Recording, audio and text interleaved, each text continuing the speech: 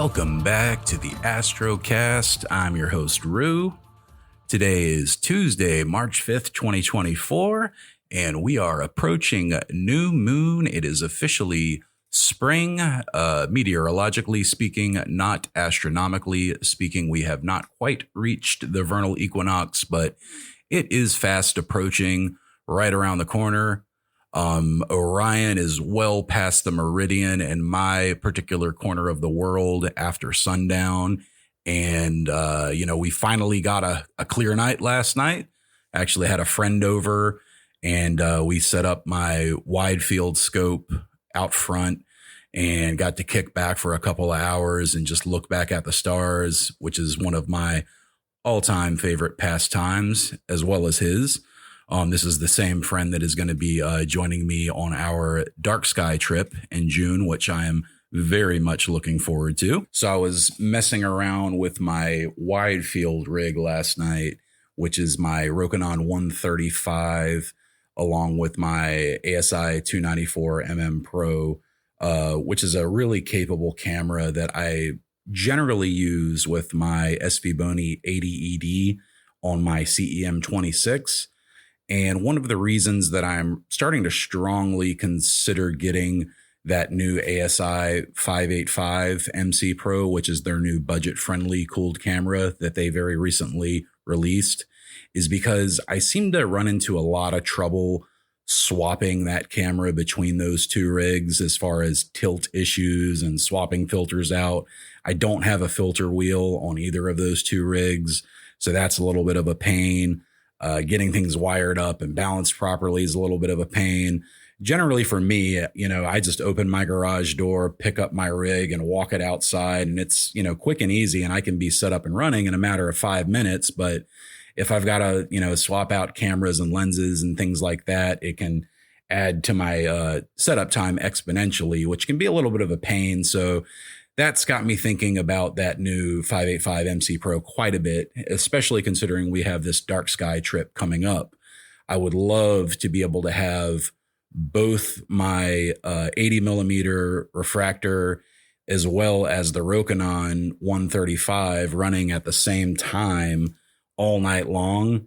And then also have my Canon R7 with, either like one of the two fisheye lenses that I spoke about in the last episode, the 11 millimeter or the 7.5 millimeter lens, doing a, wide field Milky Way shot all night long. So basically, 3 rigs for all intents and purposes. I'd have the Skyguider Pro with the R7 and then the other 2 rigs running. So anyway, last night we were sitting out in the driveway and I had the 2 rigs running and we were talking about the upcoming trip and having a, really good time. The seeing was initially really poor, and we were talking about just how irritating it is that, the night sky just continues to get brighter and brighter. And I actually commented that, like, acclimating your eyes to the night sky in a Bortle 6 borderline 7 area it's nearly pointless, because when you look up at the sky, it's just so bright that it's almost like, what more is there to reveal? Because you can see such a big glow on the night sky that there's just not too much more depth to reveal. Now, that's not to say that your eyes shouldn't adjust at all. Of course, you should do some adjustment, and, bright car lights and things like that are definitely going to impact your ability to see the stars. But man, wouldn't it be wonderful if we could have like a national dark sky holiday, or maybe like 1 day or 2 days a year where it's new moon and we have clear skies? We could just somehow convince everyone to turn their lights off for just one night. I mean, I feel like if you could, and I know I'm speaking like completely in dream la la land here, but if you could somehow convince the entire population of North America and Europe, Asia, Europe, did I already say Europe? If you could convince the entire world at new moon to turn off their lights for one night, I would be willing to bet you that they would do it several times per year at new moon, because people don't know what they're missing with dark skies. I feel like so many people have grown up in areas that are so bright that they just, they don't know what they're missing. It's so bright all the time that they only see a few stars in the night sky. And if you've never been out to a truly dark location, which unfortunately, 80, 90% of the population probably hasn't, they just don't know. So, if you've never seen the Milky Way, you really can't understand its majesty and all of its, glory, frankly, if you haven't seen it. So, in my dream world, we would somehow convince the politicians and the powers that be to just cut off all the lights for one night, give it a test run for one night around new moon and just, see how the people react. So as the night went on, we did notice it got a little bit darker. Up towards the zenith, we did notice a significantly darker area, which was nice. We actually saw a really good shooting star. It was beautiful. It went right overhead. So like pretty much right at the zenith, maybe slightly more to the north. But it was a really brilliant blue, and it left behind a really bright smoke tail, which was just beautiful. And my buddy commented that was the best one that he'd seen in a long time. I think it was the best one that I had seen since the one that I saw last summer at the observatory that lit up the sides of the buildings, which was probably the brightest one I've ever seen in my life. But it was a really, really good meteor, which was super cool to see. Outside of that, we sat out and we watched Orion slowly creep into the trees. The Pleiades were nearly behind the trees when he arrived, and the Hyades were closely following behind along with Orion. Sirius was right at the meridian. And as time went on, we saw Leo start coming, marching right into center stage there. And, just looking south right now, Leo is starting to come front and center. If you're outside at, 10, 11 o'clock at night, you'll see Leo is starting to take center stage, which can only mean one thing in the Northern Hemisphere. And that is galaxy season is right around the corner. So we're going to talk about a few things with galaxy season today. I wanted to talk about some cool targets that are in the area, along with one that I actually worked on imaging last night. We had a lot of fun. I think galaxy season, outside of the obvious, as far as I talked about a couple weeks ago on the Seasons of Astronomy episode, having a small refractor, as many of us do that are new to astrophotography, and maybe they don't have giant scopes with really long focal lengths and those sorts of things. It's an excellent time to do electronically assisted astronomy. So EAA for short. And this is basically live stacking of images over and over and over again to reveal more and more detail as you sit there. And this is actually what me and my buddy did last night, because I wanted to see if we could get a comet to appear. So there was a comet 67P Suchinan, and forgive me if I mispronounced that. I actually mentioned it at the end of last week's episode. It's over in the area of Markarian's chain right now at night. And it's fairly dim. I think it's around like magnitude 10, if I'm not mistaken. And it's a green comet. And it was funny because when I searched for it in the ASI air, it was saying that it was over by the Pleiades. And I was like, that can't be right, because I had looked in Stellarium earlier in the day, and I had even sent my friend who was there with me a photo earlier showing him the coordinates. And I was like, do you still have that photo I sent you? I was like, can you pull that up? And I checked the RA and the declination. And sure enough, I was, right in that area of Markarian's chain, like, 12 hours, 20 minutes, right ascension, something around there. And sure enough, the ASI air had it wrong. So they probably need to work on that. That being said, it did pop up with saying I needed an update whenever I initially turned it on. So perhaps they have already corrected that, and I just need to install that latest update. I'll make sure I do that before I get into the the next session, go ahead and update the software. But we got on there, and I initially started to image it with 60-second exposures, and then I stopped for a second because I couldn't really see anything on the first exposure. And I was like, we're just hanging out tonight, and I don't think I'm going to try to turn this into a print or like an incredible photo that I'm going to try to share on Instagram or anything, just because it's really tiny galaxies and it's not the kind of thing that's going to be visually pleasing to the eye. So why don't we just see if we can really capture this comet in real time and actually identify it, using our eyes while we're actually sitting here talking. We weren't in a hurry, so we had a couple hours, we're hanging out, talking and catching up because we hadn't seen each other in a few months. So that's what we did. We sat down, and I couldn't see the comet initially on the first few exposures at all.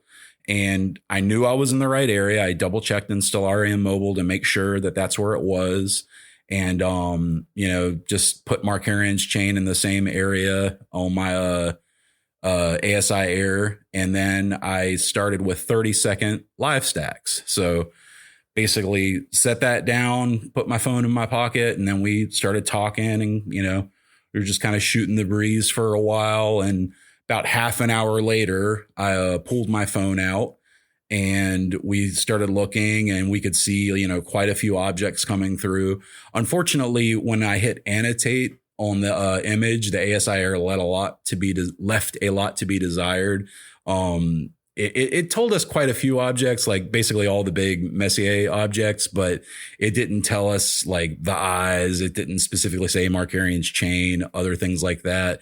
I don't know if maybe it would have done that if I was using my longer focal length scope, but I was really hoping it would nail, all of the galaxies that are in that area, because there are a lot of them, especially at 135 millimeter focal length. But anyway, I'm looking around the photo, and I'm looking in the area where I think it is, and I'm not seeing it. And then I scroll a little bit up in the photo, and sure enough, there is a green blob right there in the upper center portion of the photo to the right of Markarian's chain. We had resolved the comet.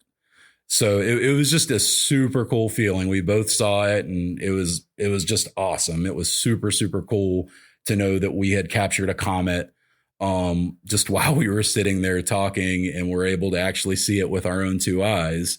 And that's something that electronically assisted astronomy can do for you, that, looking through an eyepiece of a telescope might not be able to do for you, particularly with really dim objects like a magnitude 10 comet. You know what I mean? You might not be able to see that from a Bortle 7, backyard with a, 127 millimeter Newtonian scope, or whatever the typical size, backyard scope is.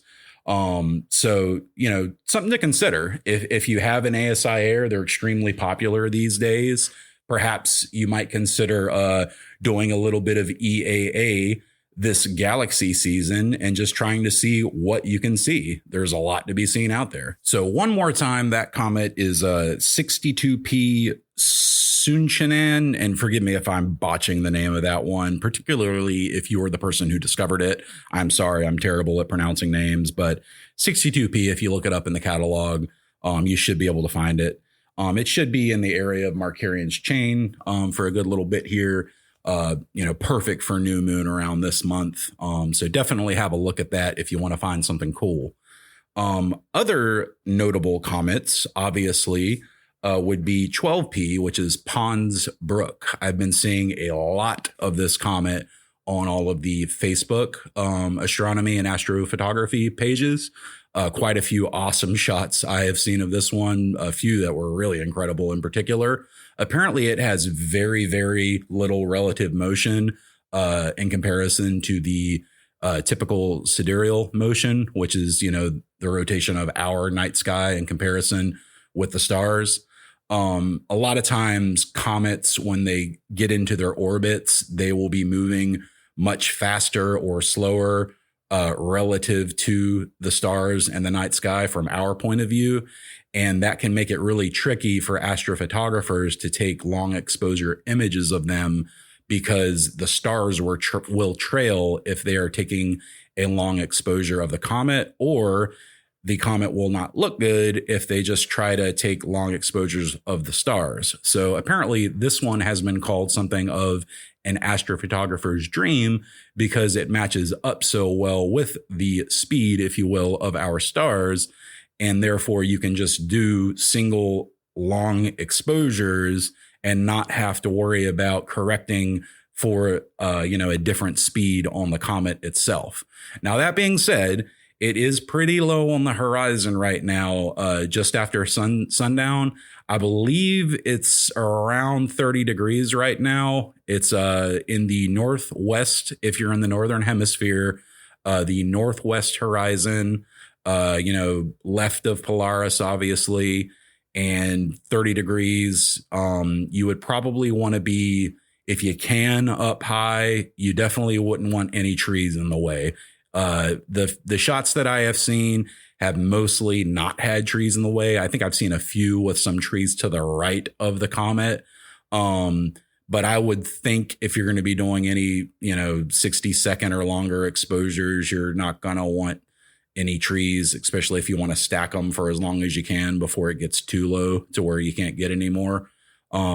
Those trees are going to quickly become a problem. So definitely check that one out if you get a chance. Unfortunately, from my perch here in Charlotte, I am not able to get 12P. There's just a bunch of trees in that particular part of the sky. One of my neighbors last week was actually chopping down trees in his front yard. And boy, he went to town. He was taking out a lot of trees. And I started to get really excited because I was looking and I saw if he just took out 2 more that he was going to reveal about 15 more degrees of sky for me in the northeast portion of the sky. And I'm like, oh man, please take out those 2 more. But unfortunately, my excitement was for naught. He did not take out those last 2 trees. So that same bit of sky is still blocked, unfortunately.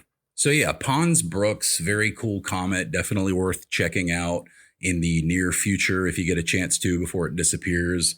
I want to say it's like mid-April when it's going to be out of sight. It's already pretty low on the horizon once, darkness rolls around. So you don't have too much longer to find it. I need to check in Stellarium and see exactly how much longer we have, but you don't got too much longer. So if you want to have a look at Pons Brooks, definitely do that. And then 67P, that should be up there for a good bit. That one's very, very dim, though, compared to Pons Brooks. So don't expect that one to be, quite as breathtaking. You definitely won't pick that up with a single, 60-second image, but you can definitely see it. And that's a good target for something like EAA. So definitely check that out. So I was talking to a friend of mine named Ryder. He is from Australia. He is in a little town called Nihil, I believe is how you pronounce it. Forgive me, Ryder, if I said your town name wrong. And we were discussing his possible purchase of some Bortle 1 land in the near future. So he is apparently in negotiations to purchase a pretty large chunk of Bortle 1 land that is between 2 national parks in the darkest of dark skies that you'll ever see. He sent me some photos and a video last night, actually, as me and my buddy were sitting outside looking at the stars. And I was just blown away by the sky that he's got out there. So a low horizon on all 360 degrees. So just a perfect view of the sky. If he did need to cut down any trees, he certainly could, but it didn't look like there were any that would significantly block out any portion of the sky. So he doesn't got anything to worry about that. It's well outside of the only town, which is, I believe, only I think he said a Bortle 1 or something. Like it's already barely anything. I believe he did say it's a Bortle 1, or maybe it was a Bortle 2. Either way, the only town that's nearby is like 350 kilometers away from the nearest major city, which is Melbourne, Australia. So it's out in the middle of nowhere in Australia in the Southern Hemisphere. And I really hope he's able to purchase that land. He has put together some of the most incredible work. He's actually one of the people that first inspired me to get into astrophotography. I found him early on when I very first started, and I actually messaged him because I think I had a question about one of the photos that he took, and we've stayed in touch ever since. And, he'll tell me about his rigs, and I'll tell him about, what I'm working on, et cetera, et cetera. And we just happened to catch up last night, and he actually told me that if he is able to land this purchase, that we would be welcome to come out to Australia to visit him, which for me would be like a lifetime bucket list type dream to be able to go out and see southern skies under Bortle 1 conditions. So, really hoping that deal ends up working out for you, Ryder. Obviously, that would be incredible. His plan, I believe, is to open up kind of what he describes as a low-tech astronomy club, where other people, he can host star parties and, bring the kids out to look through telescopes and see the stars and those sorts of things. That's nothing new to him. In fact, he also sells his work. His name is Night Ryder. I believe he's got a website too. If I can find his website, I'll actually link it in the show notes. I'm probably betting against myself here because I also sell my work, but me and him do really different kind of work. He does a lot of really awesome wide frame Milky Way shots. Not that he doesn't do really great deep field stuff as well, because he does. But anyway, I'll link to his work in the show notes, and just really hoping that he's able to close that deal out, because that land looks incredible. I think for me, it's such a dream to be able to have my own piece of Bortle 1 land. And in Charlotte, North Carolina, that is not possible. The best that I could hope for would be to have a pad at my local astronomy club, which is a Bortle 4. That is by no means bad. It's, pretty great, all things considered. You can see the Milky Way, and it's very dark compared to how it is in my neighborhood. But it just doesn't compare to a Bortle 1 sky. So if you ever get a chance to go to a Bortle 1 sky, I highly recommend that you do that. I don't know what the elevation is at that land. I've heard people say that, like out west in North America, for example, if you can get into the higher elevation, like up in the mountains, obviously that cuts down on the atmosphere, and you can get a much brighter view of the stars in a Bortle 1 zone, being up much higher. For me, at my dark sky site that I go to, it's much closer to sea level. So I get Bortle 1 skies once a year, when I make my dark sky trip, but they're not high elevation. So that's something that I have still yet to see.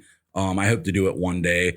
I've thought about going to the Okie-Tex Star Party that they do every year. I think they do that in the late summer, if I'm not mistaken. Let me check real quick. Okay, so yeah, the Okie-Tex Star Party will be taking place this year, September 27th through October 5th, 2024. And that is, I believe it's right near the border of Oklahoma and Texas, hence the name. It's at Camp Billy Joe, and they actually are at 4,439 feet. And it is indeed a Bortle 1 site. So they definitely have some incredible skies out there. That's one of my dreams, is to be able to attend that star party. And that goes for, over a solid week. I've watched videos from the Okie-Tex Star Party. I know that Astro Backyard, Trevor from Astro Backyard has attended that star party.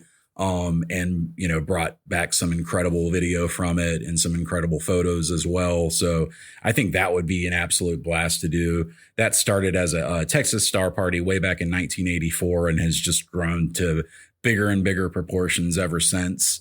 And now I think it's pretty much the biggest one in North America. This is the 41st annual party that they're having this coming year. Now, unfortunately, I will not be able to attend this year because me and my wife are planning on taking our first vacation.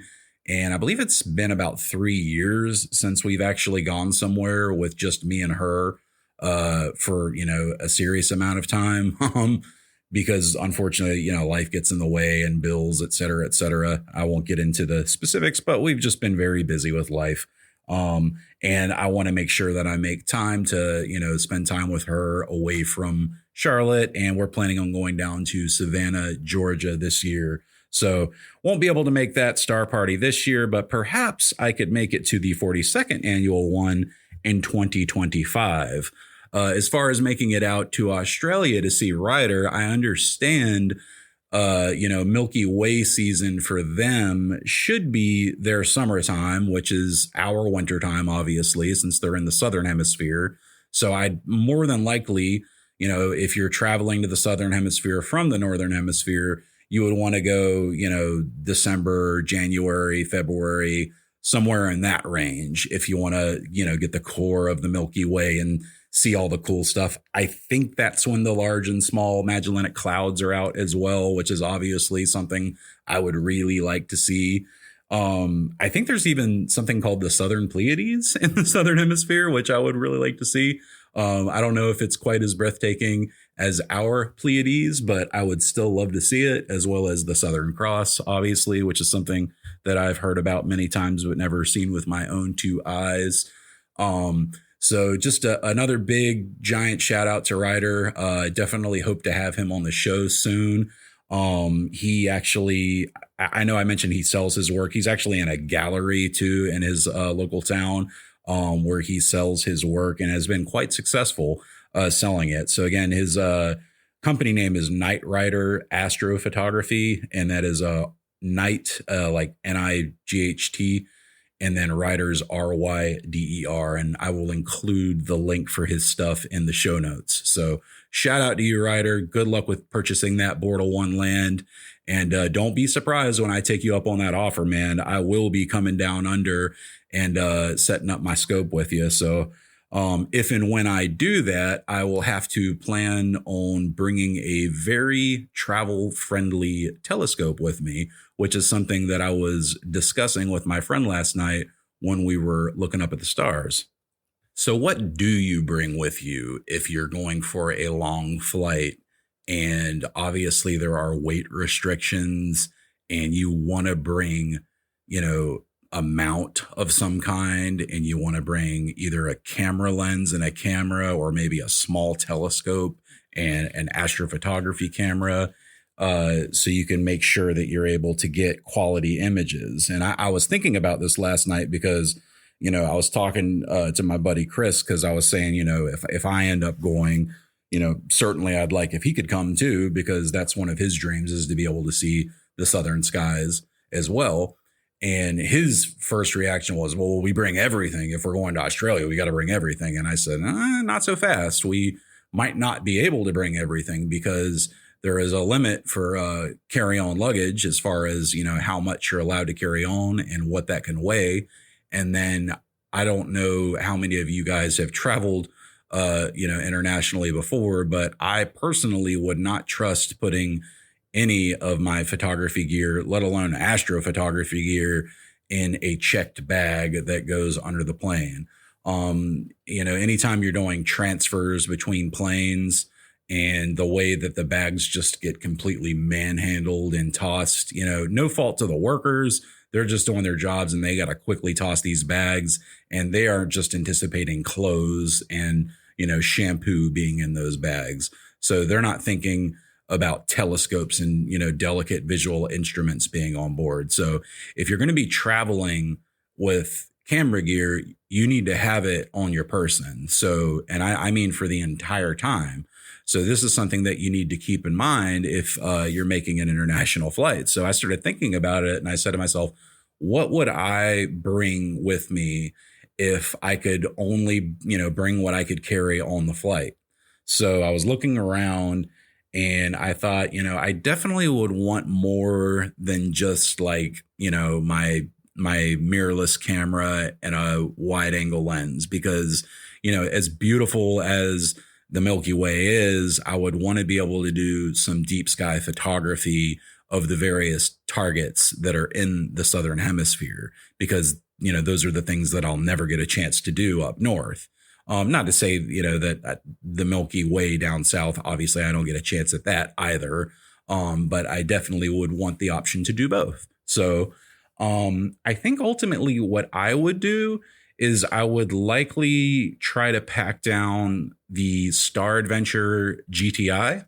I would likely not pack the counterweights, and I'll explain why. So I would, pack down the actual mount head. I would take the tripod, and that I think I would feel comfortable enough putting in my stowaway luggage that goes under the plane. Not the end of the world if I lose the tripod. I could replace a tripod when I get there if I had to. And it wouldn't cost, a fortune, like where if, I lost the astrophotography mount, I can replace a tripod, not that big of a deal. So that takes up a lot of room though. And it's also a lot of weight. So let's put the tripod in the stowaway bag. Let's put the mount head in our carry-on. And then I'm thinking I wouldn't want to just bring my current lens, which is a Rokinon 135. I do like the 135, but I am still coming to grips with it. And I don't know if it's that I have a bad copy of the lens, or perhaps I'm still struggling with the back focus a little bit. I do have an L Pro filter that I use with it, and I know it's a very fast lens at f2. So perhaps some of my issues are because of that filter not working with such a fast lens. I'm actually, next time I set it up, I'm going to remove the filter entirely and see how or if that improves the image quality. But ultimately, I think something like a Red Cat would be the ideal way to go. A very high quality, small refractor, something with a real wide field of view. I'm pretty sure they have a Red Cat that's like around 400 millimeters in focal length. I don't know if that's the Red Cat 61, I believe. Here, let me check real quick. Okay, so it's actually 300 millimeters at f4.9. So a little bit wider than 400, but still, more than double the Rokinon lens focal length. So plenty of length to reach out and touch the larger nebula. So, things like those Magellanic Clouds that I want to be able to get a good look at, and other large targets that are in the sky, I'm going to be able to see. Another huge advantage is it's a very, lightweight telescope. It's only 5.43 pounds. So weight is obviously something that we're going to contend with. And what I was saying earlier about not bringing the counterweights, we can use anything for counterweights. In a pinch, you can use rocks for counterweights. So I wouldn't bring the counterweights. I would just use duct tape and whatever I need to use when I get there. Maybe I could even borrow a counterweight from my buddy Ryder, since he is also an astrophotographer. He could likely, lend me something like that. And in fact, if you are, traveling to another country or far away, and you're lucky enough to have a friend there who also does astronomy, these are the kind of discussions that you want to have well in advance, because planning is going to be of the utmost importance when you're making a trip like this. The more that you can plan ahead, the better results you're going to have to take home. For example, the first time that we made our annual dark sky trip that me and my buddy, that I've mentioned many times before and will certainly mention again, make each year, I look back on that first trip and realize that there were, several mistakes that we made, and we were there for 3 nights. It wasn't like we were just there for one night, but there were a lot of little things that we could have done better. When we were setting up, while we were imaging, I forgot to get foreground shots while I was doing my wide field Milky Way stuff. I was still, relatively new to astrophotography. I wasn't like brand new by any means. I was, fairly experienced, but I wasn't, as knowledgeable as I am today. But I should have known better to get a foreground shot, but I was super excited. I saw the Milky Way and my jaw was on the ground. So I was just taking pictures and like, wow, look how pretty this is. So, a good idea if you were to do something like this would be to get a notebook and start jotting down your ideas well in advance. Another cool thing about that is it would give you something fun to look forward to as you're, if you're planning a trip like this, it's obviously going to be something that you probably are planning well in advance. For example, if I were to go to Australia, that's the kind of thing I would probably plan at least a year in advance. So that would give me something I could work on while I'm waiting for that trip to come around. If I've got, a notebook, I can keep notes, as I'm setting up my gear. If something occurs to me that will, work better for me while I'm out in the field, whether it be battery related or mount related or gear related, take notes on it. So that way, whenever the trip actually comes and you're going to be out in the field working, you don't run into little problems and you remember to do the little things like take the foreground shots or don't pack the counterweights because you can use rocks and duct tape when you get there. And I know that sounds silly, but you can literally use rocks and duct tape in a pinch if you need to. We would pack the mount head. We would definitely go with something like a Red Cat. And then I would probably bring my Canon R7 along with 2 lenses, I'm thinking, because I'm also a wildlife photographer and I would be in Australia. I would be crazy not to bring a telephoto lens. So I would probably bring like my RF 100 to 400, which is just a phenomenal budget-friendly photographer's lens. It's f5.6 to 8, which is not a super fast lens, but it's only $599, which by modern photography standards is very inexpensive for a telephoto lens of that range, and the quality is outstanding. I've gotten some of my best photos with that lens, so I would definitely want to bring that. Luckily, it folds down pretty small whenever it's not zoomed out all the way. And then I would likely bring something like a 16 millimeter wide angle lens for getting Milky Way shots. And then a simple, like a 3-legged thing or a Joby Gorilla Pod type tripod. So just a small bendable, I can put it on the ground or hang it off of a branch type tripod where I can use it to get wide field Milky Way shots.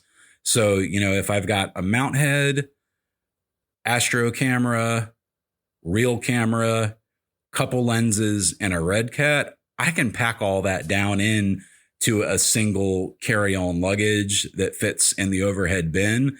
And then you're allowed to have one other carry-on item, which for me is usually a book bag or a duffel bag. And then I can put all my other absolute necessities in there, like medications, passport, money, the stuff that you have to have, you put in there. And then all the other stuff that, if absolutely need be, can be replaced when you get there. That's what you put in your big luggage that goes underneath the plane, because what you don't want to happen is to get halfway around the world for your trip only to find out that you do not have the gear that you came halfway around the world to use, because there is nothing that could be more disappointing than for that to happen. Speaking of William Optics, we just talked about their Red Cat. I wanted to quickly touch on a new refractor telescope that they recently released. They actually released 2 of them in 2 different sizes. It's the Pleiades line of septuplet APO refractors. These are just incredibly beautiful telescopes. I don't know if you guys have had a chance to look at them. They're very expensive. They're back ordered pretty much everywhere. It looks like they sold out almost instantly everywhere, and they are very fast for refractors. So they come in at f4.8, and it's a 111 millimeter refractor. So f4.8 with 111 millimeters. It's a beast of a refractor. There's no doubt about that. But just looking over the photos, and I've watched a couple of review videos as well, it's kind of looking like my dream refractor. So if I had the money, It's, $3,800 for this, which is way outside of my budget right now. They do have the other version as well, which is a shorter focal length. That is the Pleiades 68, and it is equally beautiful and looks to be just as well made. Also a septuplet APO refractor. I'm looking at the photos right now and I got gear envy so bad. It's actually got a picture of the Pleiades asterism painted or anodized, I should say, on the black finish. And then it's blue, just like the blue emission nebula of the Pleiades. And let's see, that one's actually faster. It's a 68 millimeter apochromatic refractor. So it's actually faster at f3.8. But it's 260 millimeters on the focal length. Significantly wider focal length. I don't know if I could find myself paying $2,000 for a telescope with a 260 millimeter focal length. That's just me personally. I don't know how many targets line up well at that focal length. I feel like the 400 to 600 millimeter focal length is a better kind of catch-all for a telescope. I know that there are larger targets like, Rho fits really great, and the 135, like the Rokinon. One of the best parts about getting that lens was the fact that I could get Rho Ophiuchi Nebula entirely in the frame, and actually kind of perfectly in the frame with that lens. But it would be, at 260 millimeters Rho, I think would be beautiful in this telescope. Actually, it would just be a little, probably twice the size, honestly, looking at it. But I don't know. What do you guys think? Let me know if you get a chance. Shoot me a message on Twitter, or X as they call it, or feel free to email me a message and let me know what you think of these new Pleiades telescopes. I personally think they're beautiful. I see why they're charging a little bit more money than the other typical refractors in this arena. But, I don't know, $2,000 for 260 millimeters. I don't know about that, because I was just looking at that Red Cat that had a similar focal length, and it was, what was it, like $1,200, I believe. So I don't know. It's definitely a big ask, but a very, very nice, well-made telescope. The bigger one, though, at, $3,700, that's the kind of dream telescope that I could definitely see myself buying if I, won the astrophotography lottery and somebody was like, I just have to send you this for review and you're welcome to keep it. I would certainly be on board with that. But man, I wonder what that thing weighs. Let's find out. Wow. Okay. It's only 17 pounds. That's kind of surprising. I thought it was going to be significantly heavier than that. Considering it has 7 elements inside of it. I thought it would be more like 25 pounds, but yeah, 17 pounds. That's not bad at all. So something like an AM5 could certainly run this. So yeah, check that out though.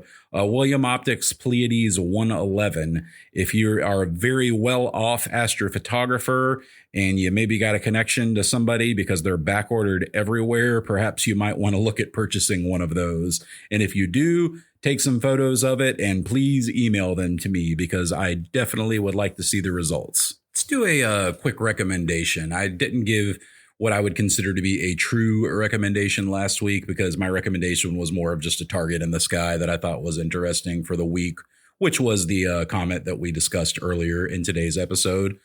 But my recommendation this week is actually going to be an app. It's available on both iOS and Android. One of the questions that I see frequently asked online is, what's a good app for finding various targets? And, for when you're at your desktop computer, Stellarium personally is my absolute favorite. I love using Stellarium for a multitude of reasons. However, with that being said, when I am out in the field or, just in my front yard even, and I am, wanting to know what a particular star is or trying to find an interesting target, and I want to see, what part of my sky is free by lining it up with what's available in the sky. There is one app that I always seem to fall back on, and that is going to be Sky Safari Pro in my case. There is a regular Sky Safari as well. I think the Pro version's paid, and it ranges in price. I think you can get it from $15 to $25, depending on if you get it on sale or what have you. I think they're up to version 7 now. I paid for SkySafariPro 6 on Android a couple of years ago, and then I went over to iOS and I had to pay for it again. And then I came back to Android, so I'm just sticking with 6 because honestly, it's got all the functionality that I need. But it's a really great app. It's got, pretty much all of the major deep sky objects you could want. As far as all of the major nebulae, they all exist within the app, and you can see them just by zooming in on the target. Certain things aren't always there, like the Sharpless catalog. It does list the Sharpless catalog, so you can see, where it is in the night sky, but it might not actually paint the target for you. Like, for example, the Dolphin Head Nebula, you can find it in Sky Safari, but it won't actually show you a picture of the Dolphin Head Nebula. But it'll show you where it is in the night sky. And I really love using it with the compass feature. I know cell phone compasses aren't super accurate, but it's very good to use if you have a bright star in the vicinity of what you're looking for. You can hold your phone up and then kind of match up what you're seeing on screen to that bright star and then get a good idea of where your target is at. I use this all the time whenever I'm looking for something, interesting to find in the night sky. And I personally find it to be an invaluable tool. We used it last night whenever we were searching for that comet that I was, having trouble finding because the ASI Air software was incorrectly reporting where that comet was. It's got some advanced features too. You can actually control your telescope with it, believe it or not.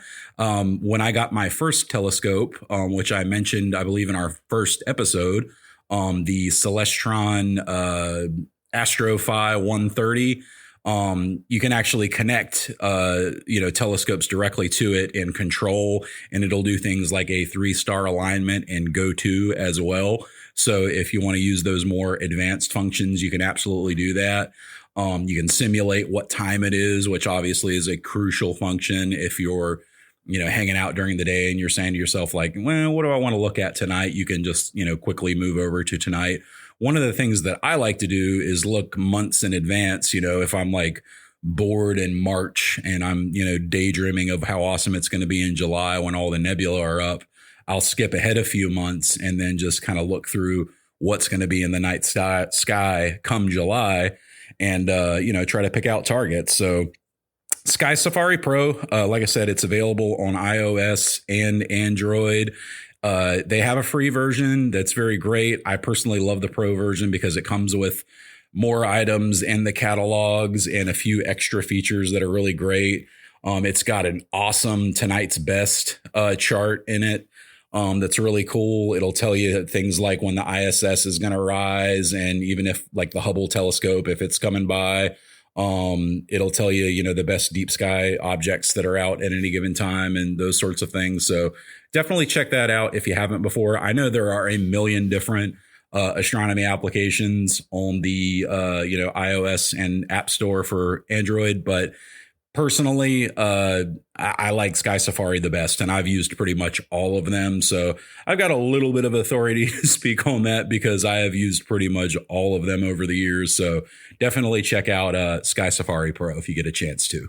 Also, one thing I wanted to do was give a quick shout out to one of our favorite followers. That is Three Sisters Astronomy.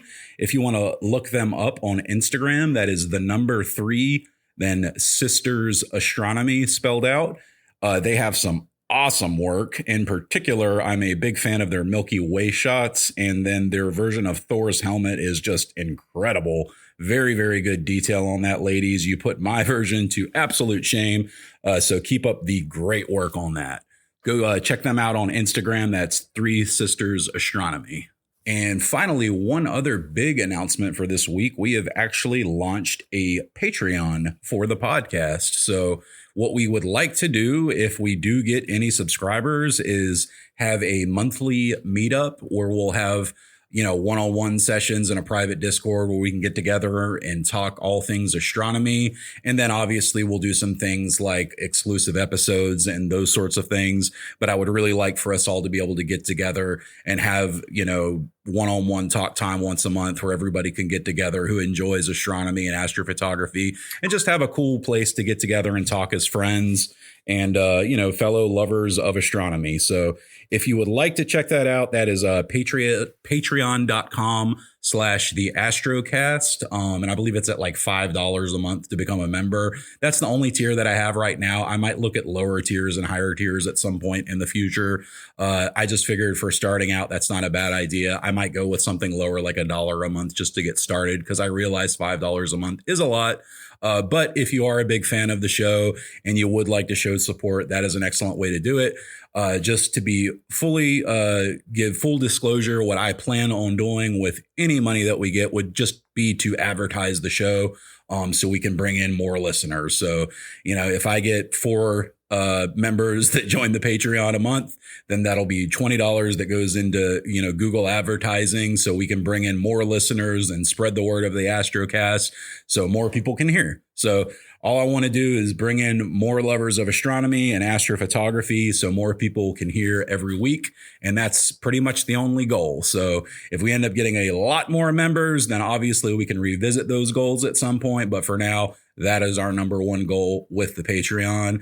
And I will definitely make sure that I make it worth anyone's while that chooses to support the show financially. So I just want to thank all of you guys so much for taking the time out of your day to listen to these episodes. I've gotten so much awesome feedback already.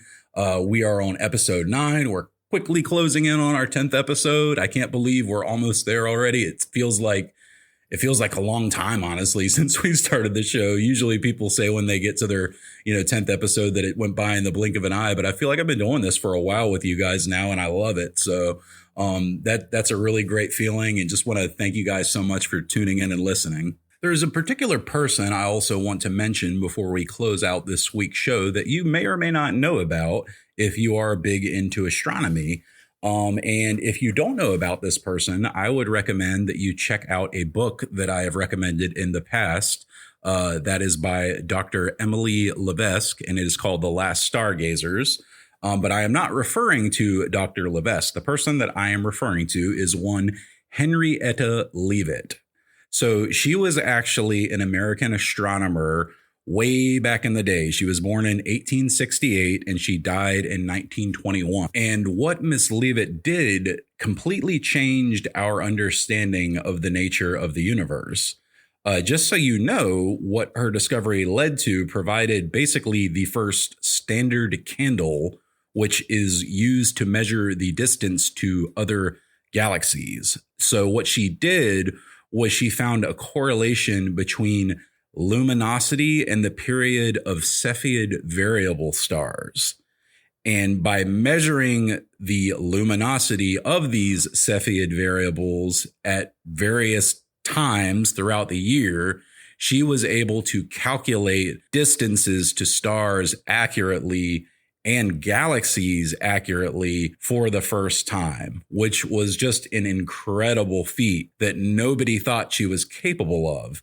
She was actually tasked with being a human computer at Harvard back in a time when women were relegated to not even do what you would call real astronomy. And she ended up completely blowing the doors off the astronomical world. To me, she is one of the very first rock star astronomers and an absolute hero of mine. So I just wanted to give a shout out to Henrietta Swan Leavitt. May she rest in peace. Her discovery of Cepheid variables luminosity and how that relates to the measuring of distances to galaxies cannot be understated. It completely changed the way that we understand the universe. And the way she did that was through parallax techniques and triangulation. So basically, if you take the Earth and put it in space at 2 different points. So, let's say it's going around the sun, right? And we're in one spot in space in spring. and then we're in another spot in space in fall, and we're looking at the same star, and we measure that brightness, and it's different between, the brightness is different depending on if it's spring or fall. She was able to use the difference in the brightness to calculate the distance. And that is what led to the standard Kendall measurement for galaxies, stars, etc. So again, she's an absolute rock star. She's awesome. And I don't know why she came up in conversation a couple weeks ago when I was out to dinner with a friend, and I just wanted to mention her in our podcast because she is worth mentioning for sure. So just figured I would kind of end with that. She quite literally was the first person to accurately measure the distance to another galaxy. So with all that being said, what else can be said? Henrietta Leavitt, absolute rock star. I want to thank you guys so much for tuning into the Astrocast this week. I know this was a little bit of a weird episode, kind of all over the place. I just wanted to sit down and talk Astro with you guys for a little bit this week. And that's what I did. And that's okay. It's all right, just sit down and have a little bit of fun every once in a while. And we don't always have to stay hard on one topic. We'll be back to a more traditional episode next week, but I thought it would be cool to just kind of sit down and talk shop for a week. So that's what we did, and we'll be back next week with another episode of the Astrocast. Thank you so much for tuning in. I'm your host, Rue. I hope you have a wonderful week. Enjoy the new moon. I really hope there aren't any clouds around for it. Clear skies. We'll see you next week.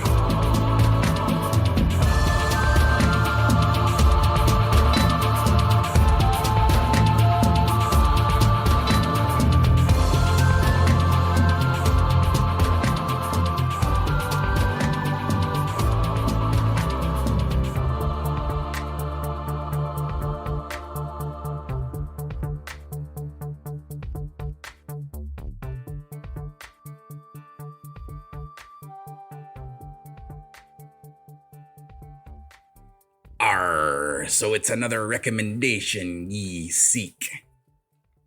Matey.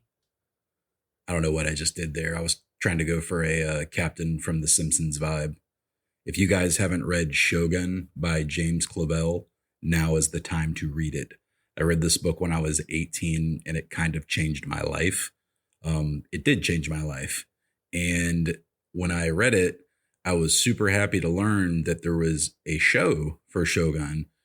But unfortunately for me, it was made in the 70s and it was kind of campy. And they did the best that they could for what they had at the time. And it was good for what it was, but it just left something to be desired. Well, lucky for us, we're in this golden age of streaming, and they have finally done justice to Shogun and remade it.